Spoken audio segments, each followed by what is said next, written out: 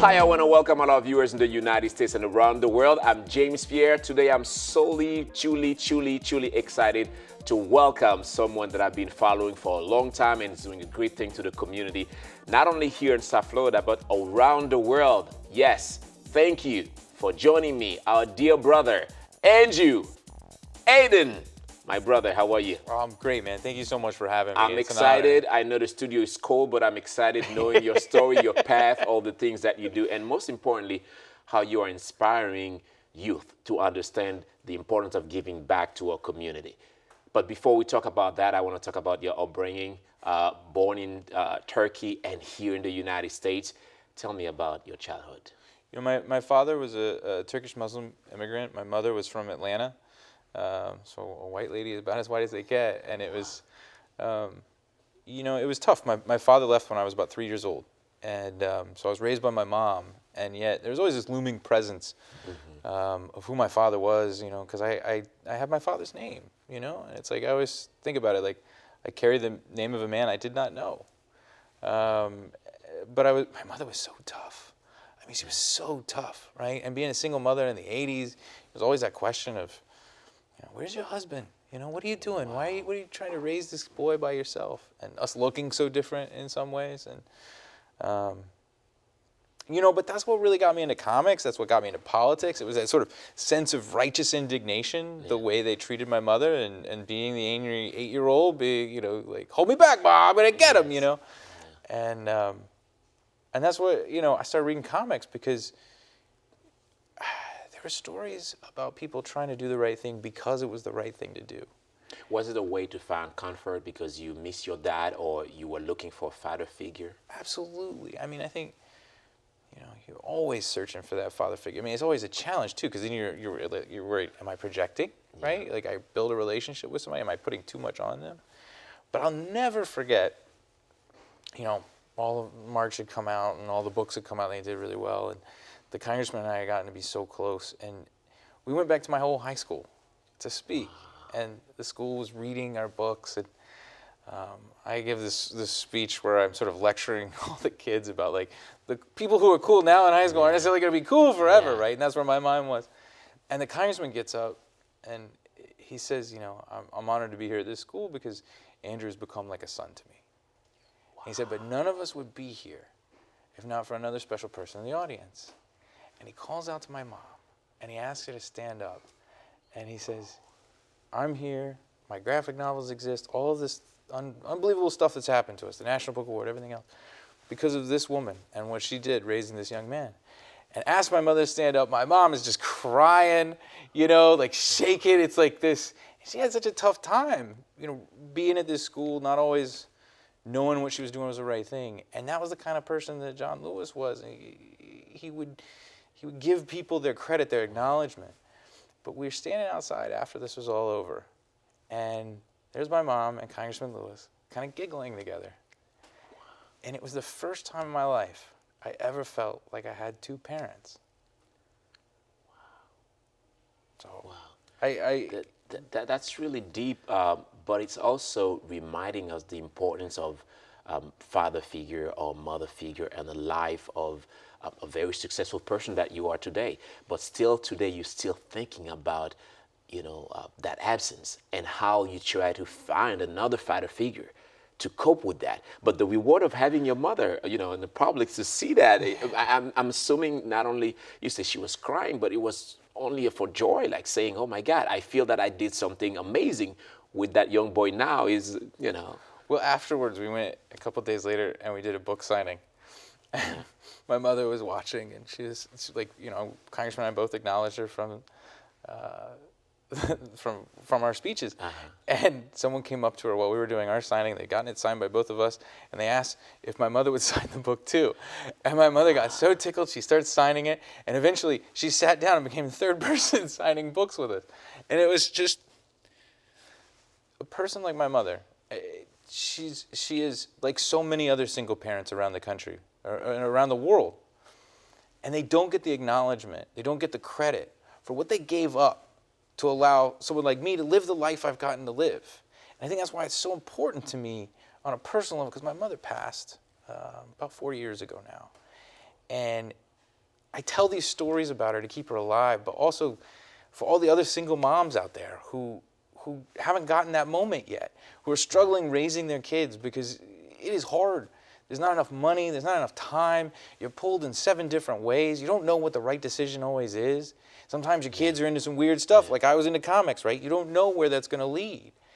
But I love to talk about it, and I love to tell people about my experience because hopefully it makes it a little bit easier for them to live with some confidence that no matter how hard it is, they're doing the right thing. Yeah. And it's so true. You talk about source of inspiration. Obviously, your mother is one of them. I want you to talk to our viewers about the impact that that wonderful woman made into your life, that you are now spreading that positivity to the world. My mother reminded me often that I was a little bit of a troublemaker. And I think about that a lot because it meant that one bad day could have changed my life completely. And that's why I spend a lot of time going and visiting with incarcerated youth. Because one bad day, I could have been in there with them. We were poor. No one was going to give us a second thought to put me into that system. And being able to go back and talk to these kids and give them a little bit of hope and inspiration, it gives me a lot of joy, but I also feel like it's an obligation that I have. It's something my mom always encouraged me to do. She would get so tickled when I would tell her I was going. But, you know, when it comes down to it, the biggest impact my mother had on my life is about hard work and a love of reading. You know, she used to keep stacks of library books beside the bed. She was that woman who had a library card for me. She had a library card for herself. She would have had a library card for the dog. And she requested all these books so that there was just this constant rotation of library books coming through the house. And anytime I finished one, she would say, you know, pick another one. And I'd pick it up and I'd start reading. Sometimes she'd tell me about the salacious bits to try and get me to read it a little bit. Yeah. But it was that love that, you know, you could experience worlds that we could never financially experience, right? Like we couldn't afford to travel. We couldn't afford to go to many of these other places, but you could visit those books and thereby visit the places in your mind. And I think about that. I would have never been able to write the things that I've written without that opportunity, without my mother's encouragement, without my mother's, how do I say this nicely, kick in the pants. Yeah. You know, if you ever see my National Book Award speech, that's why it's all about like, Mama, we made it. Yeah. You know? It's like somehow she exposed you to books, like she knew you will be the #1 best-selling New York Times best-selling author. So that's one of the like beautiful gifts that a mother, single mother, can give to a child. She knew it would be a way out. I remember asking her just after we won the National Book Award. And I said, Mama, when I was growing up and things were so hard, did you ever think that someday, maybe not the National Book Award, but something, I could win something like that, or I would reach that level? And my mom looked at me and she said, I love you with all my heart, son, but no. so I think about that, right? Yeah. Because it actually means that I surpassed my mother's wildest dreams for me. And that was the greatest gift I could give her, especially because that was the last months of her life. That she got to see that and realize that like what the job that she had done, that she had met every responsibility and that I had surpassed everything she hoped for and dreamed of for me. And I think reading and writing is a way out. It's the perseverance. It's the 4 years that I spent trying to get our books accepted by a publisher and all the no's. It's that sort of dogged determination, which I also got from her. That's what really sustained me and what allowed me to sort of reach that next level. And then the mentorship of someone like John Lewis, who saw that persistent little dogged kid, that young man who started on his staff when he was 23 years old, and gave him the opportunity to do that. All right, perfect. We'll talk about John Lewis for sure, but let's take a commercial break. When we come back, you will learn something different about Andrew Aydin. And I'm talking different, yes. He is also a change maker. But most importantly, he's in politics. Imagine John into politics. Imagine Andrew with John into politics. We'll be right back.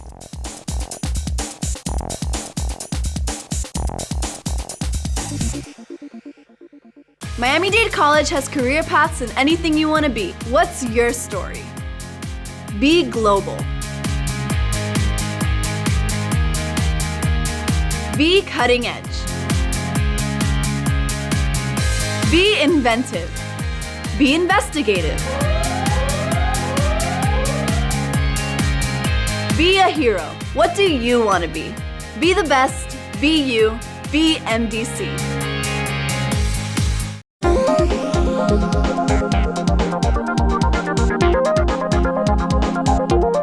Welcome back. Still our guest is Andrew. We are talking about so many aspects in life. Not importantly, you know that he's an author, very great author, #1 in the whole United States, should I say. Yes, I back it up. But very important that you know the story behind the author. Andrew, thank you so much for taking time to be here with us. I know you're traveling around the world now with your book, your latest, The Run. We'll talk about that. But something you mentioned throughout the first segment is your contact with an icon in our community, especially for African American, is late John Lewis. I wanted you to explain to us, how did you get in contact with that wonderful gentleman? Well, first, he was my congressman since I was 3 years old. I was born and raised in Atlanta, and so I grew up knowing who he was, but I never got to know him personally until I had got my start in Connecticut politics. I went to college up there on a scholarship, and so I was a little bit of a rabble-rouser in the student government, and that kind of got me into the local politics. And I worked as a caseworker, actually, for a congressman up there. I was helping veterans get their benefits. And I realized my mom needed me closer. It was like the early signs of her getting not too well. Yeah. And so I told him, I was like, I need to move closer. Mom was in North Carolina, so it made a lot of sense for me to move to Washington. And so I found a job posting that John Lewis was looking for someone to help answer his mail. And so, Answering the mail. Answering his mail. What an entry point. Yeah. So I remember interviewing for the job. I went and I met with him, and God, it was so amazing. I go into the office, and he's sitting there, and we talk. We do the whole interview. He asked me a bunch of questions. It's a lot about old Atlanta, right? Yeah. And it gets down to the end, and he asks, do I have any questions for him? I said, no, sir, but I did want to say one thing. You know, I've worked for a few elected officials already, and every time I tell my mom I got a new job with somebody, she'd say, who? But then when I told her that I was interviewing for a job with you, she got real excited, and she said, oh, I hope you get that one. He's a good one. And the congressman kind of got that half grin on his face that he would get when he was up to sort of mischief. And he said, well, you call your mother and you tell her you just got the job. And so that's how I started. Oh, wow. Wow. Yeah. That's amazing. So your mom, and I love that idea of you always go back and forth with your mom, your next step into politics or anywhere else. So she already knew, okay, this is who you're getting into. That's a good one, and I hope you have the blessings to have it. So you called your mom, and there we go, you have the job. Starting out by reading mails. How was it? Was it an exciting job? Answering the mail for John Lewis is unlike answering the mail for anyone else. First, you've got to understand the importance that John Lewis put on his mail, right? Because he wrote a letter to Dr. King, and that's how he met him. So every piece of mail that came into that office could be a letter just as important as that one. And so you couldn't ever let anything fall by the wayside. But you're just one person. He's getting thousands and thousands of emails and letters every single day. And when you think of like the mailroom, really what it is a desk that's kind of shoved into the corner where it's just piled high with all this mail. And so you've got to go through it every day, and you've got to enter it into a system. You've got to maintain it. You got to respond to the email. And in many ways, one of my other responsibilities was also to manage the website. And this was before social media, right? Like I was one of the first, I later became digital director for him, and I was one of the first on the Hill to ever have it. And a lot of it came out of understanding that constituent correspondence, right? Because it's a sacred thing to be able to write your representative and express your views and then have them represent those views in Washington and on the floor of the House. And John liked that. He always encourages resident constituents, hey, please send me mail. Your feedback is important to me. That's right, because you met him. You got to yeah. see him. He was out campaigning. You know, it was something where he always wanted to hear from young people. He always wanted to hear from people in his district. And that was the other thing. John Lewis wasn't just a congressman from Atlanta. He became this national figure. And so we would get mail from all over the country. We would get mail from prison inmates. We would get mail from just sweet ladies from, you know, Midwest who saw what he was doing. And so it was a huge responsibility. And it was not easy. Wow. And you climb up the ladder. Yeah. And you get closer and closer to him. Well, I guess he liked what I was doing. I think he liked the way I learned to write in his voice. And so about a year later, he asked me if I would serve as his press secretary on his re-election campaign. And that was where my life really changed. That was where March came from.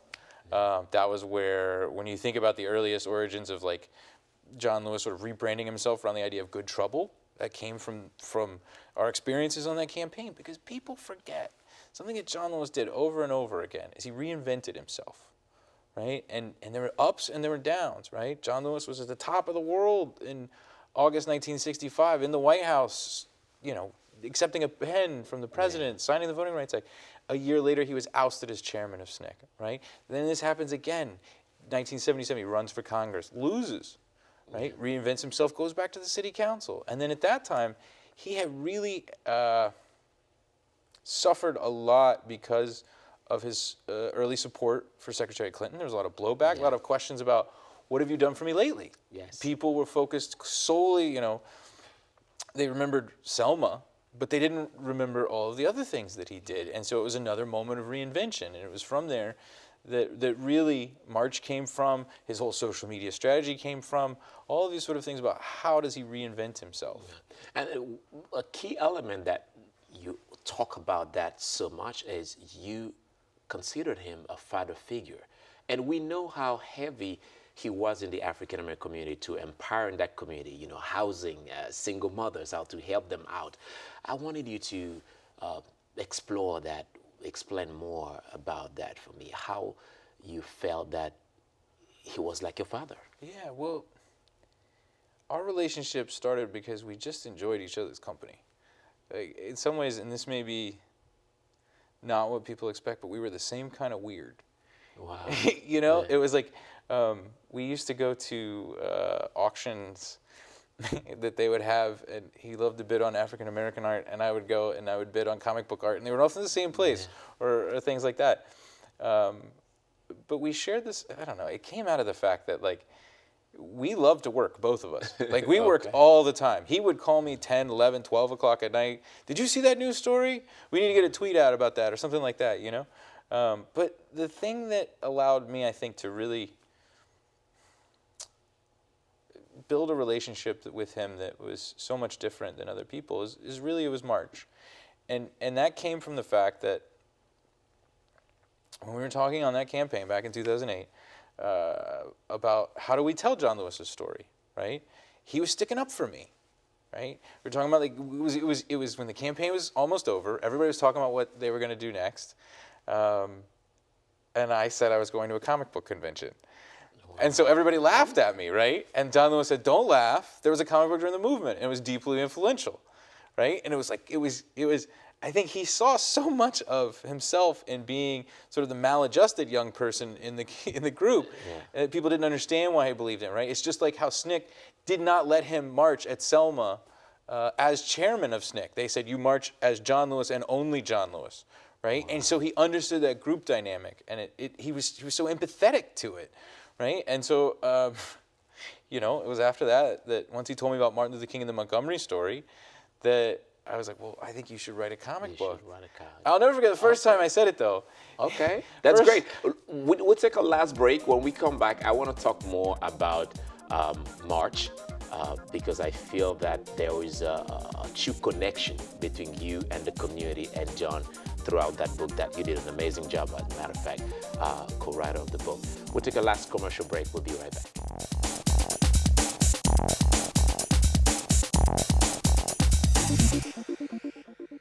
Miami-Dade College has career paths in anything you want to be. What's your story? Be global. Be cutting edge. Be inventive. Be investigative. Be a hero. What do you want to be? Be the best. Be you. Be MDC.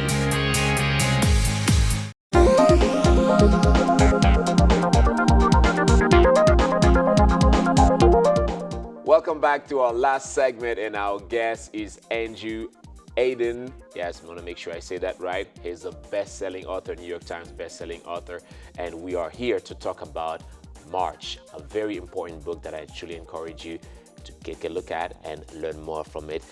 Now, I want to talk about the conception of that piece of art. Well, we started, we were trying to figure out how to teach John Lewis to a new generation, right? I mean, there was this moment in 2008 when it was really hard for him, you know? Yeah. And people were asking, you know, what have you done for me lately? What did you do other than Selma? They didn't know the history of the movement. And the congressman would frame it. There's something called the 9-word problem. It was a term coined by the Southern Poverty Law Center. And it essentially said that most students graduate from high school only knowing 9 words about the Civil Rights Movement. Rosa Parks, Martin Luther King, I Have a Dream, and that's it. Yeah. And when we took a long, hard look at it, once he told me about Martin Luther King and the Montgomery Story, this comic book that had been influential in the early 60s, it helped inspire some of the earliest acts of civil disobedience of the movement. Sort of seemed self-evident to me that, like, well, why isn't John Lewis making his own comic book, right? Like, here, I went and wrote my graduate thesis on this, wrote the first history of it, and Dr. King had actually used it. Dr. King, this is what blew my mind, right? Martin Luther King Jr. actually helped edit this comic book. So like, take a December. It's 1957. Martin Luther King is editing a comic book script, right? This is something we're not taught. We didn't know. Yeah. But we found the letters. Anyway, we didn't know that at the time. But my idea was really simple. Like, let's use comics to teach young people about what John Lewis did. And I remember when I suggested it the first time, he was really sweet. But he said no. He goes, oh well, maybe. And I asked him about it later. He said, son, I thought you lost your mind. Yeah. You know? But I kept asking him. And I think the more I brought it up, he went and talked to his wife. And his wife, Lillian, was a librarian. And she understood literacy better than anybody, right? And I'm always, to this day, still convinced that she's the one who talked him into it. And so we started trying to make comic books. And at first we thought it was going to be one book. And I started writing a script. No publisher would take it. That's the thing that boggles my mind, right? But when you talk about the devaluing of African-American literature, that's a prime example, right? Absolutely. And so finally we found a teeny tiny publisher that had all 4 people, and they said, yes, they'd take the risk. And I wrote the first script. It came in about 350 pages, and they'd suggested an artist for us, a guy named Nate Powell, who is just an unbelievable talent. And he took one look at that script, and he was like, man, we got to break this up. This is going to take me 5 years to illustrate, right? And so that's how it became a trilogy. I'd actually laid it out as it was going to have 8 chapters. And we took 6 of those chapters and put them in March. And so it walks you through the story of John Lewis growing up, the sit-in movement, how that led into the Freedom Rides, how then the Freedom Rides made possible the March on Washington because the Freedom Rides desegregated the busways. And this is, people miss this, right?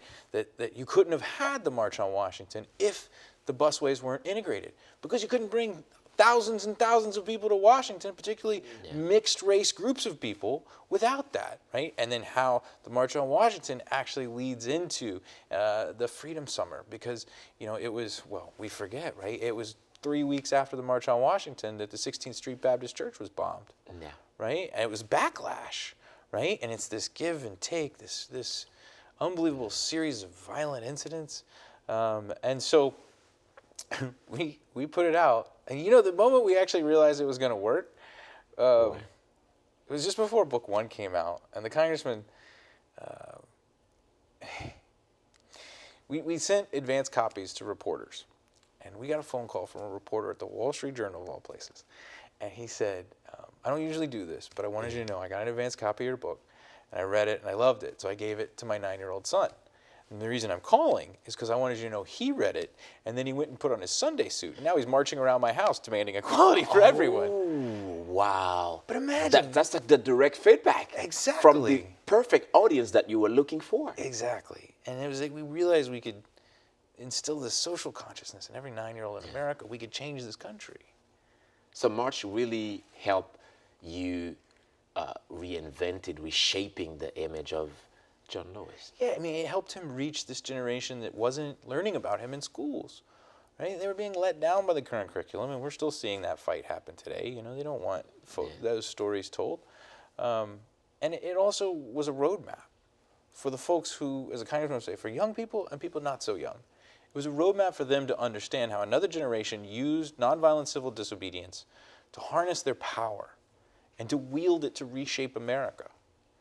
Because some of the legislation that they were able to pass through their nonviolent effort is legislation we're still fighting over today because it was so powerful, so strong. Wow. But you never stop. You have another book, Run.